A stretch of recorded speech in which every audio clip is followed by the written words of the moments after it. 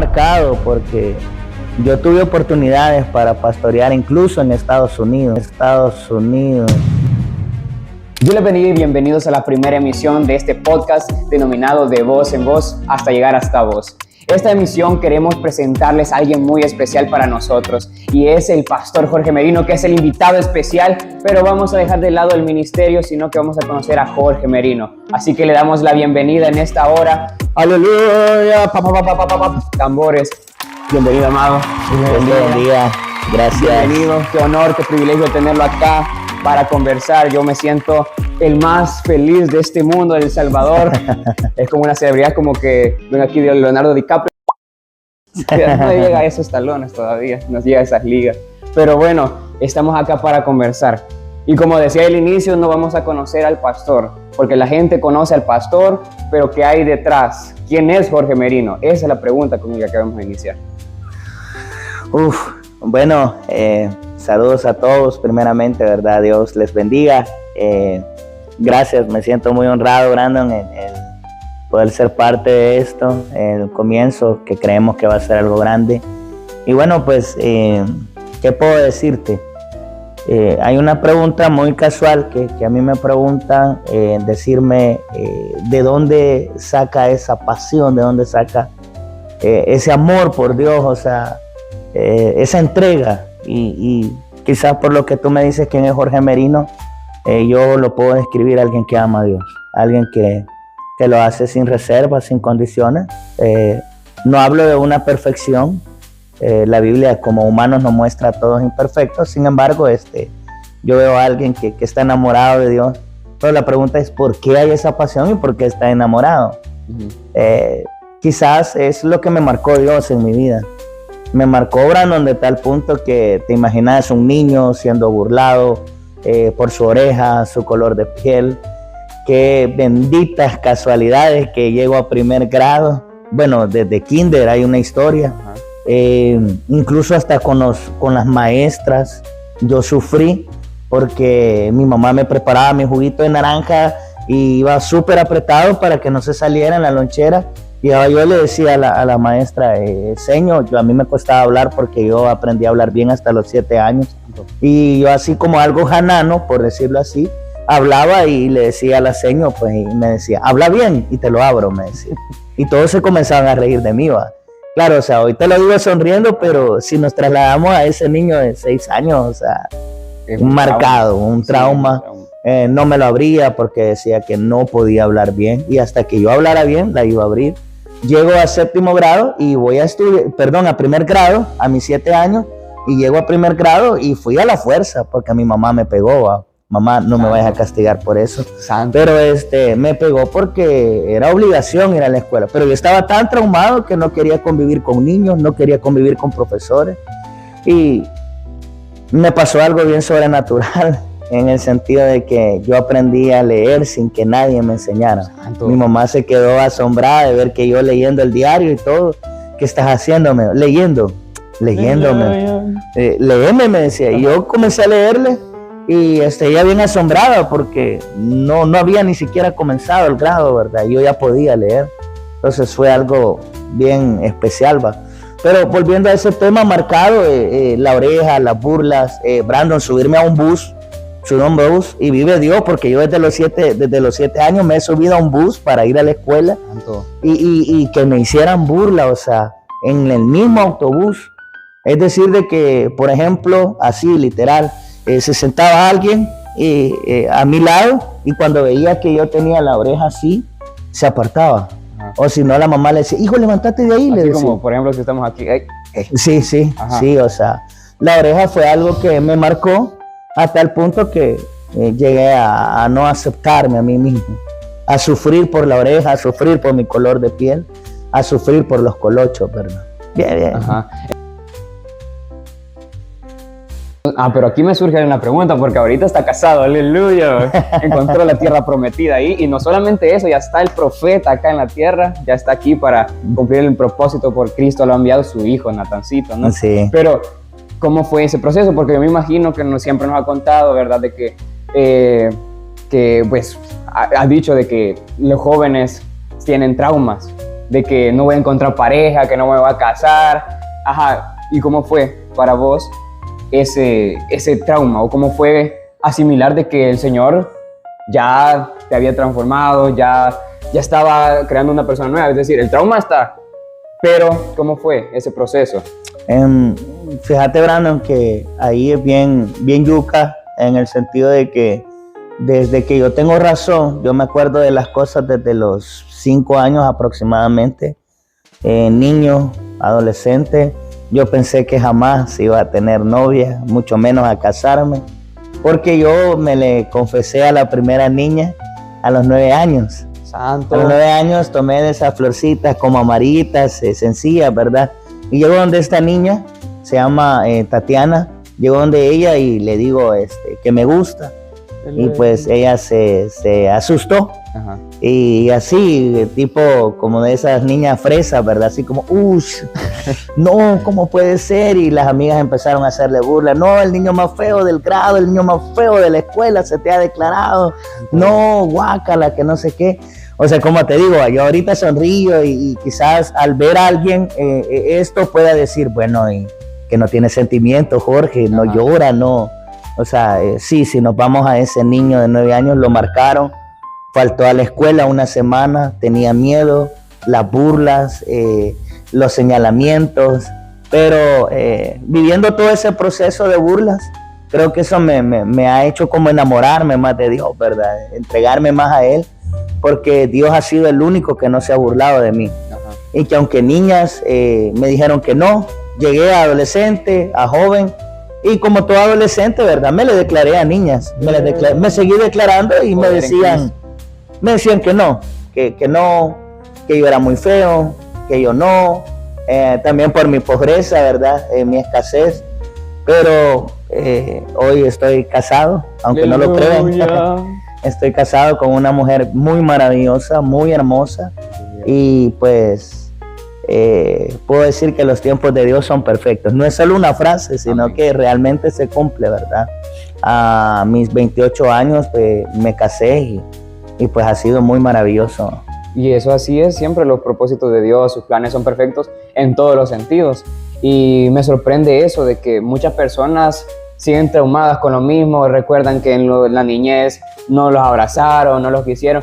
Y yo veo, y no solamente es una faceta, sino que de verdad eso pasa, que abrazas a todos. De hecho, yo cuando llego, amado, y yo soy así, así, a veces las personas se sienten incluso incómodas, pero hay unos que sí les gusta. Pero ¿cómo fue? Eso es lo sorprendente, ¿no? De que a pesar de que sufriste, a pesar de que las personas no te abrazaron, a pesar de que no recibiste amor, puedes darlo a las personas. Es decir, no vas a pagar mal por mal.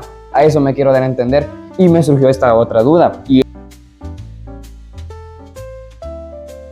Sí, yo tenía 15 años cuando una diaconisa de la misión a la que yo pertenecía, yo estuve en esa misión 17 años, y esta diaconisa, anciana, mayor, no paraba de evangelizarme, me profetizaba, hablaba en lenguas, me señalaba con su dedo y me decía, tú vas a ser un predicador, dice el Señor, yo te... Bueno, la palabra que nunca se me olvida a mí, de la profecía que ella me dio, es que desde antes que estuviera en el vientre de mi madre, Él ya me había amado. Hay algo pues que marcó mi vida.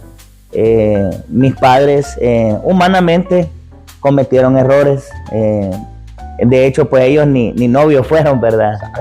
Totalmente una aventura pues en la que nací yo, ¿verdad? No estuvieron ni siquiera acompañados, nada, pero ahí puedes ver la fidelidad de Dios, pues, o sea, por eso insisto, ¿verdad? El enamoramiento, la pasión, es eso, o sea, digo yo, pude haber muerto en el vientre de mi madre, pudieron haberme abandonado, pude haberme perdido porque me crié, Brandon, me crié entre gente que estaba alcoholizada, drogas y todo eso, ¿verdad? Entonces, sí, ver que no me perdí, o sea, fue la misericordia de Dios, ¿verdad? Entonces, eso me marcó porque ella me decía que iba a ser un predicador, Y yo acepté al Señor un 6 de agosto del año 2007. Yo, delante de la iglesia, fue un 7 de agosto. O sea, yo aparezco registrado en la misión que yo acepté el 7 de agosto, pero yo tuve mi encuentro con Jesús el 6 de agosto. Fue un lunes de oración, esos lunes increíbles, que era full oración, era algo potente, era algo poderoso. Entonces había doctrina y no había llamado, pero ese día yo tuve mi encuentro y me marcó un diácono. Y yo puedo decir su nombre porque lo respeto, lo honro. De verdad, él no se acuerda, o sea, sí me conoce, pero no se acuerda de lo que él hizo por mí, porque yo llegué con el pelo largo, con cola, llegué con short, llegué con una gran camisa, con un gran perro acá, una cadena, tenía 15 años y él me dio la mano y me dijo, bienvenido, un diácono, Rolando, hermano Rolando. Me dio la mano, me abrazó y me dijo, bienvenido, este es el mejor lugar al que puedes venir. Y rescatando esa esencia, puedo rescatar de que lo impactante que es que un servidor sonría, abrace, ame, porque a mí eso me marcó. Yo no recuerdo la doctrina, no recuerdo el mensaje, no recuerdo nada de la predicación. Recuerdo a ese hombre siendo la faceta de Jesús en mi vida. Abrazándome, no me vio la oreja, no me vio mi color de piel, no me vio que iba enchorado, que, o sea, entrar a esa iglesia enchorado, Brandon, era, ojuela, te sacaban, pues, o sea, era algo increíble, ¿va? Y ese día yo tuve mi encuentro con Dios, yo comencé a llorar porque mi padrastro le pagaba a mi mamá, era un caos la casa, yo ya no soportaba estar en la casa, y yo le dije a Dios, si tú me amas, dame una señal, pero llorando, solo en mi mente, ¿verdad? Yo vi que toda la gente se hincó y comenzaban a hablar en lenguas que en ese momento yo no sabía lo que era, solo sentía extraño que la gente hablara en otras lenguas. Y yo me hinqué y le dije a Dios, dame una señal si tú me amas. Pero yo llorando en mi mente, ¿verdad? Y Dios envió a un diácono. Él sí no sé quién es, no puedo decir quién es. Solo sé que andaba lleno del Espíritu Santo. Porque me dijo, aquí está la señal que le pides a Dios. Por eso yo, Brandon, en lo personal, yo creo en el mover profético. Yo he estudiado teología por la gracia de Dios.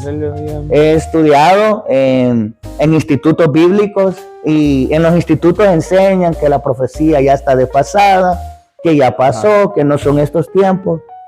Cuando tú lo has vivido, no hay algo, aunque te lo enseñen, aunque te digan, no, mira, pero esto no existe, esto no es real. Yo creo en un Dios sobrenatural. Yo creo en un Dios que brinda la profecía, porque a mí eso me pasó. La profecía me marcó desde aquella anciana que te cuento, que me señalaba y me decía, tú vas a ser un predicador, dice el Señor, desde antes que estuviera en el vientre de tu madre. Y este varón llega y me dice, aquí está la señal que le pides a Dios. ¿Cómo es posible si yo no abría mis labios, Brandon? ¿Cómo es posible que me lleguen a decir, aquí está la señal si yo no estaba? Señor, dame una señal. Yo no estaba así. No le dijiste a nadie. No, o sea, solo estaba llorando. Estaba llorando y él llegó y me dijo, aquí está la señal que le pides a Dios. Él te ama, me dijo. Y yo le comencé a pedir perdón a Dios y él oró por mí como un recién convertido, ¿verdad? Entonces, ese día te cuento eso, Brandon, porque me preguntabas cómo yo entiendo el ministerio, cómo entiendo el llamado.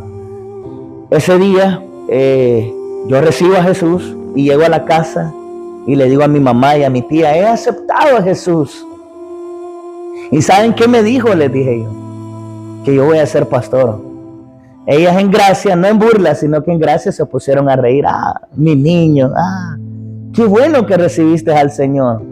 No, en ese momento no creyeron precisamente a esa palabra, literalmente, ¿verdad? Que yo iba a ser pastor, porque yo desde que lo acepté, o sea, lo acepto y yo, eso ya no fue como alguien poniéndome manos o algo, sino que yo sentí que una voz me dijo, tú serás pastor. Tú serás pastor. Y desde que yo acepté al Señor convencidamente, creí que iba a ser pastor. Yo jugaba profesionalmente fútbol, renuncié a eso. Me daban, no era un salario, pero sí era una ayuda y ya me daban dinero por jugar. Estaba en equipos donde me daban $10, $15 por ir a jugar y yo dejé todo. Lo dejé todo porque creí convencidamente, con locura, que yo iba a ser pastor. Eso me marcó, ¿verdad? Okay, aleluya. Y es tan sorprendente como es que sin consejo, porque no tuviste padre presente, primero que nada, pero hubo un padre que siempre estuvo, aunque no lo pudieras ver. Y a mí casi se me salen las lágrimas porque me identifico tanto con eso, y es que al principio las personas no creen en el llamado, no creen a veces en el potencial, porque lo ven desde un punto humano. pero Dios a veces nos ve de esa manera, no sé qué ve en nosotros. Y nosotros a veces nos preguntamos cómo es que el Señor nos usa de esa manera, sin querer nosotros merecer, sin haberlo merecido. Y es tan sorprendente, aunque las personas digan, hey, ahí va loco otra vez. Nosotros sabemos que para nosotros estar locos en Cristo es lo mejor que puede pasar en el mundo. Uh-huh. Y me imagino que muchas burlas. Y ahora llegando un poquito más a la actualidad, Jorge Merino, ¿qué tuvo que pasar después al momento de aceptar este llamado? Es decir, el llamado ya estaba desde joven, desde el vientre de la madre, como lo profetizó.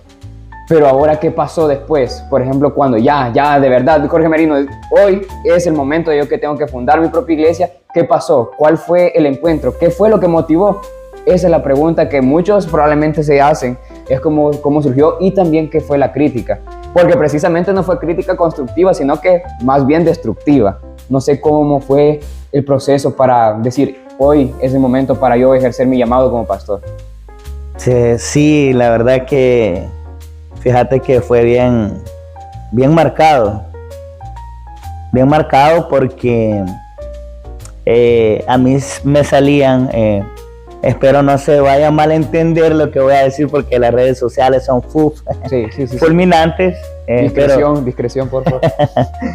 Sí, como haciendo como una aclaración de que fue bien marcado porque yo tuve oportunidades para pastorear incluso en Estados Unidos. Aleluya. Tuve oportunidad para pastorear una iglesia en Estados Unidos, de ahí 3 iglesias acá en El Salvador. Y cuando llegaba la oportunidad, abro mi corazón, Brandon, y lo abro con todos los que nos están viendo, sí me emocionaba. O sea, sí. Cuando me llevaban a tomar café, a taco, y mira esto, y me presentaban la iglesia, la casa pastoral, el vehículo 4x4 para hacer la obra de Dios, y que no lo hacía por eso, sino que el llamado, porque yo estaba seguro que tenía el llamado al ministerio. Pero cuando yo ya entraba en intimidad con el Espíritu Santo y comenzaba, yo decía, Señor, gracias por la iglesia que me estás dando. Y el Espíritu Santo venía y me decía, no es esa la que te voy a dar. Cuando Él me decía no, yo comenzaba a llorar y le decía, Señor, ¿pero hasta cuándo? Porque nos quedamos en la fase de que, renuncié al fútbol, renuncié al dinero, renuncié a la fama y decido el ministerio, decido a Jesús, decido seguirle a Él. Pero para yo llegar a ser pastor tuvieron que pasar 17 años, Brandon. Prácticamente mi edad. 17 años para esperar a ser pastor, esperar el llamado de Dios. Pero, ¿qué fue lo que marcó? O sea, vienen las oportunidades para pastorear iglesias, pero yo digo, el Espíritu Santo, no. Yo con lágrimas le decía a quienes me hacían las propuestas, pastor, gracias, pero fíjese que el Espíritu Santo me ha dicho que todavía no es el tiempo, debo prepararme, debo capacitarme, debo aprender más. Y seguía sujeto a la misión en la que estaba, ¿verdad? Pero cabal, para ir puntual a la pregunta que hacías, llegó el momento, ¿verdad? Que Dios me dijo, hoy es el momento. Nunca vive Dios, se me cruzó por la mente que iba a ser algo propio, que iba a ser levantar una obra de cero, ¿verdad? Y Dios pues puso la inquietud y se llegó el momento. Miedos, no fue nada fácil tomar la decisión, vamos a empezar algo, porque lo que tú decías, como en pregunta lo decías tú, hubo consecuencias, sí, Brandon, porque salirme de la misión fue que mi negocio quebrara, porque emitieron como, no sé cómo decirlo, es bastante duro, todavía me toca, ¿verdad?, mencionarlo, pero fue como que decirte, toda la gente me dio la espalda, hasta con mi negocio dejaron de escribirme, gente comenzó a bloquearme de sus redes sociales. Santo. De repente yo decía, voy a escribirle al hermano que hace zapatos, le voy a pedir un par, y cuando yo iba a mis contactos aparecía que me había bloqueado. De repente yo decía, voy a pedirle un favor al hermano que está en el mercado, y cuando yo iba a mis contactos aparecía bloqueado. Y yo decía, wow, ¿qué está pasando? Gente así, suena exagerado, Brandon, pero gente que nos dejó de vender pupusas, no nos vendían pupusas, no nos vendían tortillas. Ir al mercado Colón, cuando empezamos con Siloé, para mí era bien duro.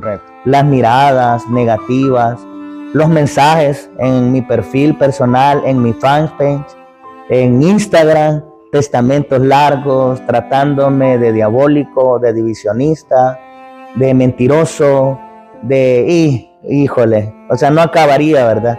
Tenemos que terminar ya, pero no acabaría contando todas las ofensas que recibí, audios larguísimos, hasta el punto que yo me di cuenta que este tema de la iglesia salió hasta en países como Italia, España, Estados Unidos. Internacional, me mandaban capturas y me decían, hey brother, mira lo que están diciendo de vos, mira esto y lo otro.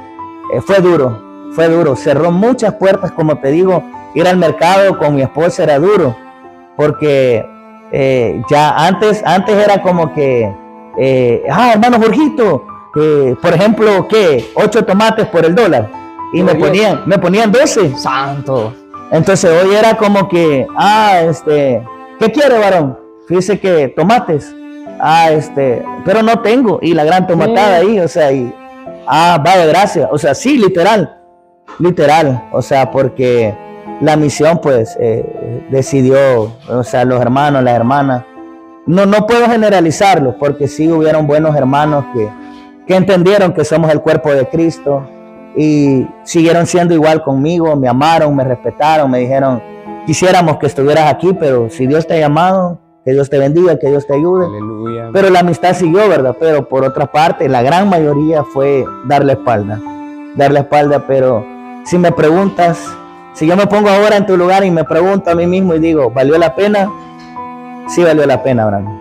Valió la pena obedecer al llamado de Dios. Y es que estamos viviendo hoy por hoy un avivamiento muy especial en Siloé. Aleluya, gloria a Dios. Y solamente para finalizar, quiero que te pongas ahora en mi lugar, pero que no me veas a mí, sino que veas a Jorge Merino de 17 años. ¿Qué le pudieras decir a ese joven que está ahorita luchando con diferentes cosas, con dudas incluso, no sé? ¿Qué le pudieras decir? Imagíname que yo soy vos. ¿Qué le pudieras decir a ese joven que ahorita tiene 17 años? ¿Y cómo aconsejarlo? ¿Qué es lo que espera en el futuro? ¿Valió la pena? Sí, yo podría decirle,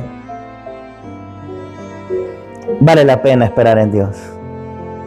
Vale la pena hacer su voluntad. Aunque se burlen de ti, aunque te critiquen, como te mencionaba, mi llamado tuvo que esperar 17 años. Y no es fácil, algunos han recibido el ministerio a los 2 años, a los 3 años, a 1 año. A mí me tocó 17 años esperarlo.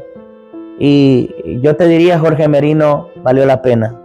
Valió la pena, aunque se burlaron de ti, aunque te cerraron puertas laborales, aunque te mandaron audios ofendiéndote, criticándote, poniéndote por lo más diabólico que puede existir. Vale la pena. Si tú sabes que realmente es Dios el que te está pidiendo que hagas algo, vale la pena hacerlo. Aunque te ofendan, aunque te hieran, aunque te lastimen. Y todo en el tiempo de Dios tiene su recompensa. Y yo ahora lo veo, ahora lo disfruto, ahora lo comparto. No somos una iglesia perfecta, no hay iglesias perfectas, pero wow, veo el aniversario y veo tanta gente, los camiones, los buses venir. Yo digo, ¿de dónde salió esto? Solo lo pudo hacer la obediencia a Dios. Vale la pena. Vale la pena, definitivamente. Pero, ¿vive o no vive? ¡Vive! ¡Aleluya! Bueno, finalizamos esta primera emisión. Muchas gracias a los que han llegado hasta acá, a este punto del video. Muchas gracias, esperamos que sea de su agrado siempre, que les guste. Sigan pendientes de la página porque subiremos nuevo contenido siempre de temas relacionados a jóvenes, mujeres y todo lo demás. Seguiremos actualizando y solamente queda decir que somos Siloé, una forma diferente de ser iglesia.